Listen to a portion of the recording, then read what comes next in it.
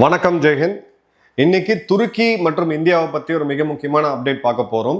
Operation சிந்தூரில் பாகிஸ்தானுக்கு நேரடியாக அவங்களுடைய ஹை அண்ட் ட்ரோன்ஸ்ல இருந்து வீரர்கள் வரைக்கும் கொடுத்து மிகப்பெரிய உதவியை செஞ்சது துருக்கி. இந்தியாவுக்கு எதிராக 2018ஆம் ஆண்டு முதல் முறையாக துருக்கி ஒரு டிஃப்ரெண்ட்டான அப்ரோச் எடுக்கிறாங்க. ஆர்டிகல் 370 இந்தியா எடுத்த பிறகு காஷ்மீருக்கு ஆதரவா, அதாவது தனிநாடு காஷ்மீர் அப்படின்ற அந்த இதுக்கு ஆதரவா பாகிஸ்தான் எடுத்த நிலைக்கு ரொம்ப ஸ்ட்ராங்கான வாய்ஸை கொடுத்தது துருக்கியோடைய அதிபர் எர்தோவான். இந்தியாவுக்கும் துருக்கிக்கும் வாய்க்கா தகராறு எதா இருக்கா? கிடையாது. இந்தியாவுக்கு அது அண்டை நாடா? கிடையாது. இந்தியாவுடைய டூரிஸ்டுகள் குறிப்பாக அதிகமாக போகக்கூடிய ஒரு நாடாக பார்த்தீங்க அப்படின்னா துருக்கி இருந்துச்சு. கலாச்சார ரீதியாக அவங்களும் நமக்கும் நிறைய ஒற்றுமைகள் இருக்கு. அப்படின்லாம் இருந்தாலும் இந்த பகையை ஏன் உருவாக்குனாங்க அப்படின்ற ஒரு 3 லைன் ஹிஸ்டரியை நம்ம பார்த்தோம் அப்படின்னா, எர்தோவான் தன்னுடைய டொமஸ்டிக் பாலிடிக்ஸ்ல கோலோச்சரத்துக்கு அங்கே தேர்தல் நடந்தாலும் எதிர்கட்சி இல்லாமல் எதிர்கட்சி தலைவர் தூக்கி ஜெயிலில் வச்சு தான் தேர்தல் நடந்தது.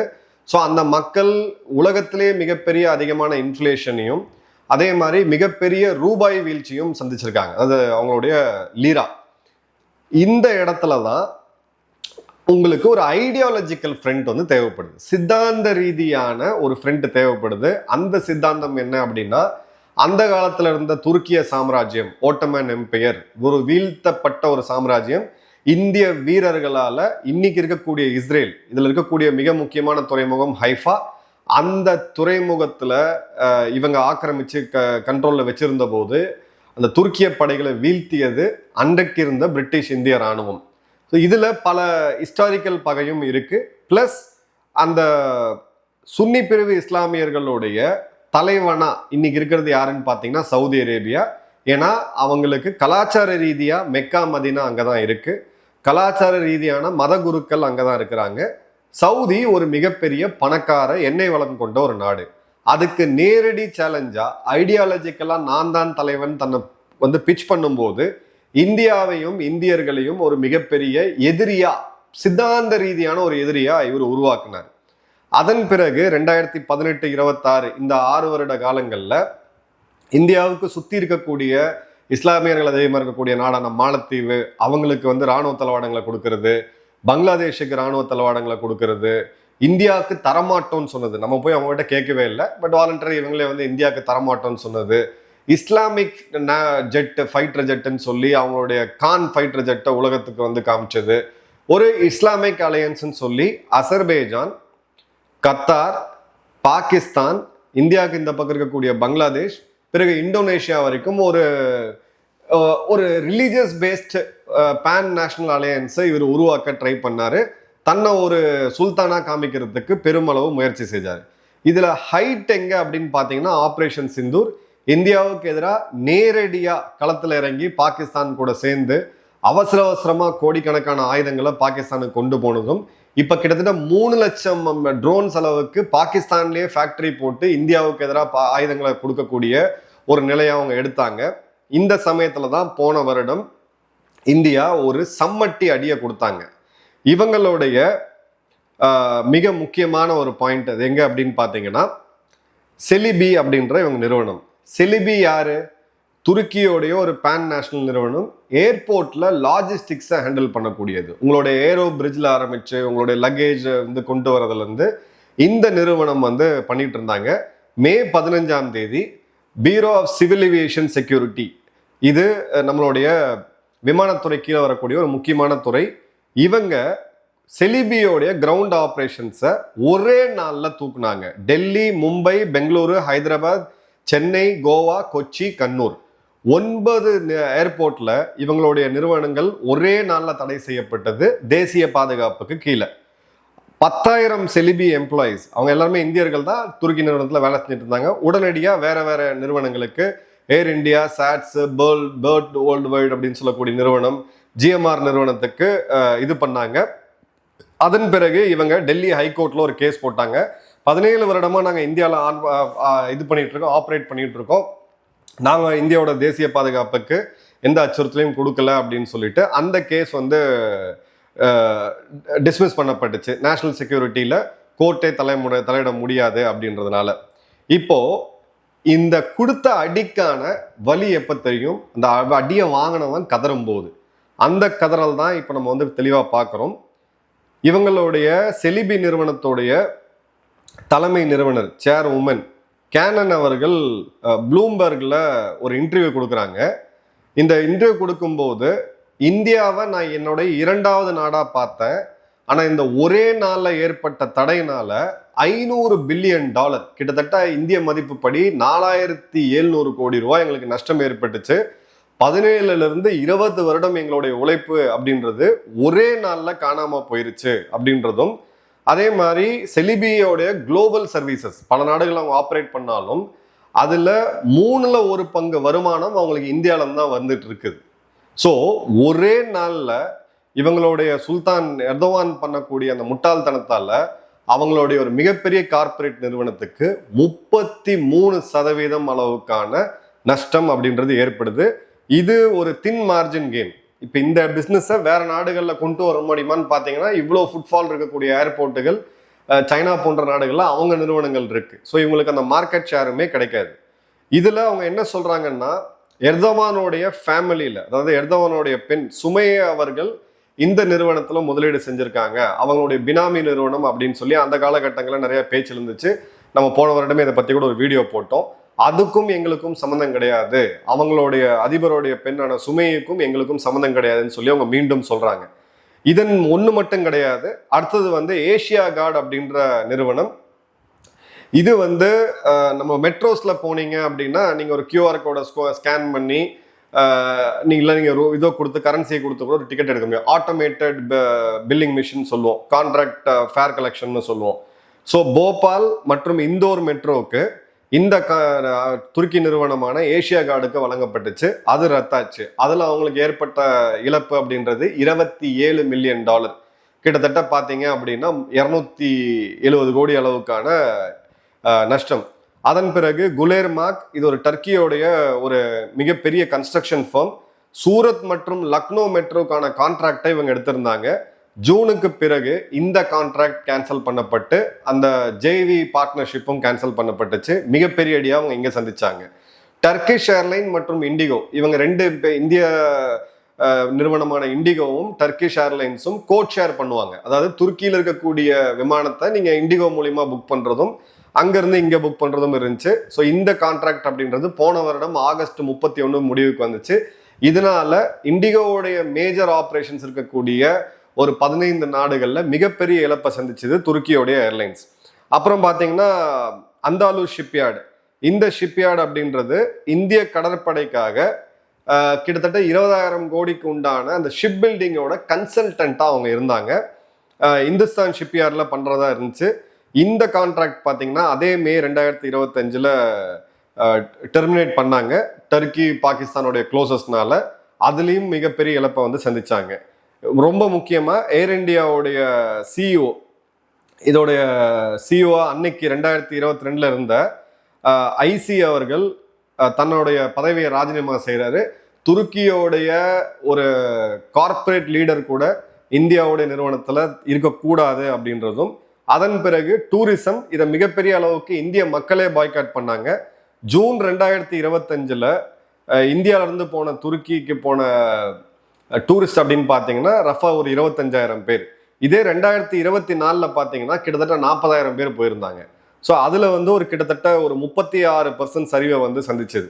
பட் எனக்கு இன்னமும் கேள்வி என்னன்னா, இந்த 25,000 பேர் எப்படி போறாங்கன்ட்டு. உங்களுடைய டூரிசம் மதிக்க வேண்டியதான், தவறே கிடையாது. காசு இருக்கவங்க நீங்கள் வெளியில் போய் டூரிசம் எந்த நாட்டுக்கு வேணாலும் போகலாம். ஆனால் நம்மளுடைய மக்களை, நம்மளுடைய இராணுவத்தை, நம்மளோட நாட்டை குறி வச்சு நம்மளுடைய எதிரிக்கு ஹெல்ப் பண்ண அந்த நாட்டுக்கு ஏன் போகணும் அப்படின்ற கேள்வியை நான் எழுப்புறேன். ஏன்னா இது ஒன்று மட்டும்தான் உலகத்தில் டூரிஸ்ட் டெஸ்டினேஷன் கிடையாது. ஐரோப்பாவில் 100கணக்கான நாடுகள் இருக்கு. இதை தனிநபர்களான மக்கள் தான் சிந்திக்கணும். அதை நான் ஓப்பனாக வச்சிடுறேன். அதன் பிறகு பார்த்தீங்க அப்படின்னா ஜூன் டு டிசம்பர் 2025 இந்தியாவிலிருந்து போன மொத்த டூரிஸ்ட் வந்து 1,35,000. இதே போன வருஷம் 2024 முந்தின வருஷம் பார்த்தீங்க அப்படின்னா 2 லட்சம் பேர். ஸோ 34% ட்ராப் ஆயிருக்கு. அதே மாதிரி டர்க்கிலேருந்து இம்போர்ட் பண்ணக்கூடிய பல பொருட்கள் இந்தியாவுடைய பப்ளிக் வந்து புறக்கணிக்க ஆரம்பிச்சாங்க. 2024 இந்தியாவோட துருக்கியோடைய வர்த்தகம் அப்படின்றது $8.5 இருந்துச்சு. இதே பாகிஸ்தான் துருக்கி அப்படின்னு பார்த்தீங்கன்னா வெறும் $1.2 பில்லியன் தான். ஸோ காமன் சென்ஸ் இருக்கக்கூடிய எவனாவது ஒருத்தன் யோசிப்பானா, ஒரு 8 மடங்கு உங்களுக்கு வர்த்தகம் அதிகமாக இருக்கக்கூடிய நாட்டை பகைச்சிக்கிட்டு எதுக்கு சித்தாந்தம் பேசிக்கிட்டு பாகிஸ்தான் கூட நீங்க நட்பா போனீங்க அப்படின்ற போது அந்த இடத்துலயும் துருக்கிக்கு சரியான அடி அப்படின்றது விழுந்துச்சு. இப்போ இந்தியாவுடைய கவுண்டர் ஸ்ட்ராட்டஜி, நீங்க மாலத்தீவுக்கு ட்ரோன்ஸ் கொடுத்தீங்க, பங்களாதேஷுக்கு கொடுத்தீங்க, இஸ்லாமிக் நாட்டோவை உருவாக்கணும் எல்லாம் முயற்சிகள்லாம் எடுத்துக்கிட்டு இருக்கீங்க. இந்தியா சத்தமே இல்லாம நிறைய விஷயங்களை செஞ்சு முடிச்சாங்க. இவங்களுக்கு நேர் எதிரியா இருக்கக்கூடிய அர்மேனியா நாடு இன்னைக்கு இந்தியா ஆர்மேனியாவுக்கு ஒரு மிகப்பெரிய defence supplier. Pinaka rocket, Akash air defence system, Swathi radar, ATAGS howitzer, anti drone technology, கிட்டத்தட்ட பார்த்தீங்க அப்படின்னா 25,000 கோடி மதிப்புள்ளான இராணுவ தளவாடங்களை இந்தியா அர்மேனியாவுக்கு வழங்கியிருக்குது. சைப்ரஸ் நாட்டுக்கு ஃபுல் ஸ்ட்ராட்டஜிக் செக்யூரிட்டி பார்ட்னர்ஷிப் 2026 கையெழுத்திடப்பட்டு 31 வரைக்கும் இந்தியாவுக்கு மிக முக்கியமாக சைப்ரஸ்க்கு தேவையான மிக முக்கியமான ஆயுதங்களை இந்தியா வழங்க இருக்குது. கிரீஸ் அண்ட் இஸ்ரேல் 2 நாடுகள்கிட்டையுமே இந்தியா ஒரு கூட்டணியை இப்போ ஸ்ட்ராங்காக உருவாக்கி இருக்கிறாங்க. அதன் பிறகு ஐமெக் காரிடரில் துருக்கியை பைபாஸ் பண்ணி ஒரு புது ரூட்டை இந்தியா முன்னெடுக்குது. ஸோ துருக்கியை சைலண்டா சத்தமே இல்லாமல் சித்தாந்தம்லாம் பேசாமல் இந்தியா கார்னர் பண்ணுது. அர்மேனியா ஒரு கிறிஸ்டியன் கண்ட்ரி, அதுக்கு மிகப்பெரிய ஒரு டிஃபென்ஸ் சப்ளையராக இருக்கிறது இந்தியா. இந்த சைடு பார்த்தீங்கன்னா இஸ்ரேல், யூதர்கள் அதிகமாக வாழக்கூடிய நாடு. கிரீஸ், இஸ்லாமியர்கள் மற்றும் கிறிஸ்தவர்கள் அதிகமாக வாழக்கூடிய நாடு. ஸோ நம்ம சித்தாந்தம் பேசல, நம்ம ஜியோ பாலிட்டிக்ஸ் பேசணும். கிளியர் கட்டான ஒரு கவுண்டரை வந்து நம்ம பார்த்தோம். ஓகே, இப்போ எதுக்கு துருக்கிக்கு பாகிஸ்தான் மேலே இவ்வளோ பாசம், இந்தியா மேலே ஏன் இவ்வளோ வன்மம் அப்படின்னு எடுத்தீங்கன்னா, ஒரு வகையில் இந்த பாகிஸ்தானுக்கு ஆயுதங்கள் கொடுக்கறது ஒரு ஆயுத வியாபாரமாக நம்ம பார்க்க மட்டும் முடியாது. ஏன்னா இவங்களுடைய அந்த குவாடுக்கு ஈக்குவலான ஒரு இஸ்லாமிக் நாட்டோ அப்படின்றதுல சவுதி அரேபியா, பாகிஸ்தான், துருக்கி, ஈஜிப்ட் இந்த 4 நாடுகள் இஸ்லாமிக் நாட்டோவை உருவாக்குறதுக்கான முன்னெடுப்பில் எடுத்திருக்காங்க. சவுதி அரேபியாட்ட பணம் இருக்கு, வீரர்கள் இல்லை. துருக்கி கிட்ட எடுத்தீங்க அப்படின்னா வீரர்கள் இருக்கு, ஆயுதங்கள் இருக்கு, பணம் கிடையாது. ஈஜிப்ட் ரொம்ப முக்கியமாக சூயஸ் கால்வாயை ஓவர்லுக் பண்ணக்கூடிய ஓரளவுக்கு ஒரு ஸ்ட்ராங் மிலிட்டரியை வச்சிருக்கக்கூடிய நாடு. பாகிஸ்தான் உலகத்தில் எந்த நாட்டுக்கு வேணாலும் காசுக்காக வீரர்கள் அனுப்பக்கூடிய, கூலிக்கு மாரடிக்கக்கூடிய ஒரு நாடு. இந்த 4ம் சேர்ந்து ஒரு புது இதை உருவாக்குறாங்க. இப்போ இதுல 3 நாடுகள் இந்தியாவுக்கு நியூட்ரலா இருந்தா கூட பாகிஸ்தான் மேல தாக்குதல் நடத்தினா இந்த 4 நாடுகள் ஒன்று சேரும் அப்படின்ற ஒரு இதுவும், ஒருவேளை சவுதி மேல தாக்குதல் நடத்தினாலும் இந்த நாடுகள் ஒன்று சேர்ந்து அப்படின்ற மாதிரியான ஒரு கூட்டணியை உருவாக்குறாங்க. அந்த குரூப்பிங்ல தான் இந்தியாவுக்கு எதிரான ஒரு ஸ்ட்ராங் இதை வந்து அவங்க கொண்டு வராங்க அப்படின்றத பார்க்குறோம். அதே மாதிரி இவங்களுடைய ரீகாலிபிரேஷன், இந்த அளவுக்கு அடி வாங்கி கிட்டத்தட்ட 15,000-20,000 கோடிக்கு மேலே இழப்பை சந்தித்த பிறகு இவங்களுடைய வெளியுறவுத்துறை அமைச்சர் ஓரளவுக்கு ஒரு நியூட்ரல் ஃபேஸ் ஹக்கன் ஃபிதன் அவர்கள், பாகிஸ்தானுக்கும் துருக்கிக்கும் உள்ள ரிலேஷன்ஷிப் அப்படின்றது தனி, அது இந்தியாவுக்கு எதிரானது இல்லை அப்படின்னு சொல்லி ஒரு ரீகாலிபிரேஷன் பண்ணக்கூடியதை நம்ம பார்க்க முடியுது. ஸோ இப்போ சமீப காலமாக துருக்கி வந்து இந்தியாவுக்கு வெறும் வெள்ளக்கொடியை காமிக்கிறாங்க. எப்படி காமிச்சாங்க? ஒரு 2 மாதம் முன்னாடி அங்கே பாகிஸ்தான் நடந்த கருத்தரங்கில் அந்த காஷ்மீர் பகுதி எப்பயுமே அவங்க பாகிஸ்தான்னு காமிப்பாங்க. இந்த முறை பாகிஸ்தான் மேப்ல இருந்து அது கட் பண்ணப்பட்டிருக்கு. அதுக்கு இன்டெரக்டான மீனிங் என்ன அப்படின்னு பார்த்தீங்கன்னா, அது இந்தியாவுடைய பகுதின்னு நாங்கள் ஒத்துக்கிறோம், ப்ளஸ் இனிமேல் அதில் நாங்கள் தலையிட மாட்டோம் அப்படின்றது தான். இப்போ லீராவுடைய டெப்ரிசியேஷன் அப்படின்றது கிட்டத்தட்ட 20%, 46 லீரா பெர் யூஎஸ்டி அப்படின்னு இருந்தது. கடந்த 10 வருடங்கள் எர்தவான் பதவியேற்ற பிறகு 100% வீழ்ச்சியை சந்திச்சிருக்கு அப்படின்றத பார்க்குறோம். துருக்கியோடைய சென்ட்ரல் பேங்க், நம்மளுடைய ரிசர்வ் பேங்க் மாதிரி ரெப்போ ரேட் நம்ம அறிவிப்போம். இந்தியாவில் ரிசர்வ் பேங்க் அறிவிச்சிருக்க ரெப்போ ரேட் 5.5 5.7% வரைக்கும் இருக்கும். இதுதான் அடிப்படை வட்டி. எல்லா பேங்குகளும் கடன் கொடுப்பாங்க, இதுக்கு மேலே அவங்க லாபத்தை வச்சு கொடுப்பாங்க. துருக்கியில் பார்த்தீங்கன்னா இப்போ 40% அப்படின்றத பார்க்குறோம். இந்தியா வந்து பாகிஸ்தானோட 11 மடங்கு ஜிடிபியில் ஒரு பெரிய நாடு, உலகத்தோடைய ஃபாஸ்டஸ்ட் க்ரோயிங் எக்கனாமி, 4வது மிகப்பெரிய இராணுவ சக்தி கிட்ட. இந்த மாதிரி நீங்கள் கொஞ்சம் விளையாடிக்கிட்டு இருந்தீங்கன்னா இந்தியாவுக்கு உங்களை எந்த இடத்துல உட்கார வைக்க முடியும் அப்படின்றதுக்கான ஒரு தெளிவான ஒரு அண்டர்ஸ்டாண்டிங்கை நம்ம பார்க்குறோம். சைனா கூட கல்வான் பிரச்சனை நடந்த போது 3 முக்கியமான விஷயத்தை இந்தியா பண்ணுச்சு. சைனாவோட நேரடி முதலீடுகள் இருக்கக்கூடிய நிறுவனங்களை ஸ்க்ரூட்டினைஸ் பண்ணாங்க, நேரடி முதலீடுகளுக்கு தடை விதிச்சாங்க.